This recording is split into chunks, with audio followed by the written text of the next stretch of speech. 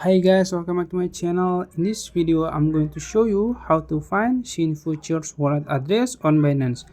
As you know, SynFutures just get listed on Binance Spot, and if you want to transfer your SynFuture from other wallets or airdrop, you have to find the wallet address first. So I will show you in this video step by step. So first, you can open your Binance apps and make sure you have signed in. After that, you can go to your asset in the bottom right corner here. Now as you can see, there is advanced. You can just click it, then you can choose on-chain deposit, and then in the search box you can search F for SynFutures, this one F, and there are three network: Base, BSC, and Ethereum. So I will choose BSC because it's cheaper and faster. It's up to you. And this is my F wallet address on Binance, so you can copy it or scan it.